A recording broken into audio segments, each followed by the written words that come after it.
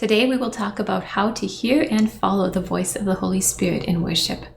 But first I want to establish the fact that God still speaks today and that we can hear his voice. So if we look at the scriptures, we will see first that God the Father still speaks today. In Hebrews 1, it says, "Long ago, God spoke many times and in many ways to our ancestors through the prophets. And now, in these final days, he has spoken to us through his Son. The Son radiates God's own glory and expresses the very character of God, and he sustains everything by the mighty power of his command." So we can see that today God still speaks, and the way he speaks is through his Son, through Jesus. And now we want to see something powerful about the nature of Jesus in speaking.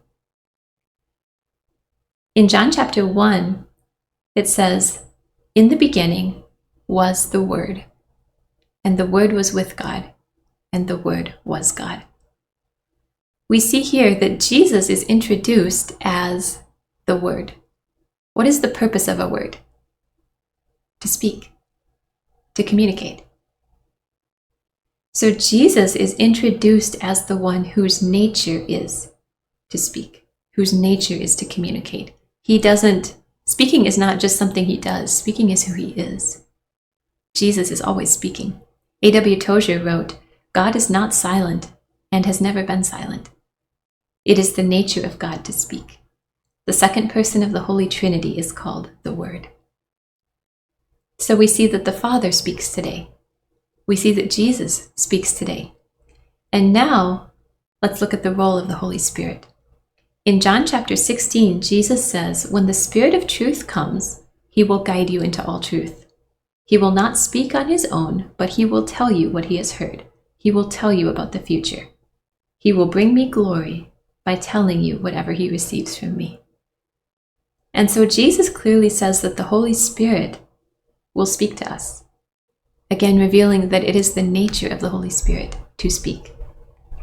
Speaking isn't something he does. Speaking is actually who he is. The Spirit is always speaking. And interestingly, the Hebrew word for spirit is ruach, which means breath or wind. When we speak, when a person speaks, the word and the breath are released together. So we've established that the nature of God is to speak, and that he still speaks today. So how do we hear his voice? We have to be still, be quiet, and listen. You learn his voice not in front of a crowd. You learn his voice in the secret place. Just you and Jesus. And so if this is new for you, just go be alone with him for an hour. Worship, read his word. Worship some more. And then at the end, for maybe the last 15 to 20 minutes, just ask him to speak to you. Stop and listen. Just listen for what he speaks to your heart. Ask him questions. Maybe ask him how he sees you. Maybe ask him what to pray for. Ask what's on his heart. And in those moments, he will put a little impression on your heart, and you'll feel like, oh, I'm supposed to pray for this, or I'm supposed to read this in the Bible, or I'm supposed to sing this song, or I feel like he showed me something going on, or in another part of the world that I'm supposed to pray for, or he prompted my heart to reach out to this person. And at first you might be confused and you might wonder, am I actually hearing his voice, or is this just my own thoughts? And if you have those doubts, it's okay. You're probably hearing him, but you're just not used to hearing him because you don't recognize his voice yet. Jesus said, "The sheep follow me, for they know my voice." And that's why it's important to worship and read the word first, so that you've been with him, you've cleared out all those other distractions, and then your heart is ready to hear his voice. So learn his voice that way in the secret place, because then you will recognize it when he speaks to you during worship. When you're leading worship in front of a crowd, and he might say to you, "Sing that chorus again," you'll know his voice. Or he might say, "Go back to the verse," or "Play this softer," or "Play an instrumental here," or have the team just be quiet and just cut out and not play anything.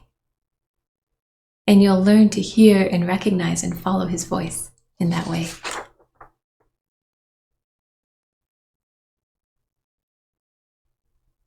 And what if you're worshiping and you just don't hear his voice? Just keep worshiping. Make sure your heart is clean and pure before him, but just keep worshiping. Worship isn't about you, and he's worthy regardless of how you feel. Just keep worshiping. It's about loving him.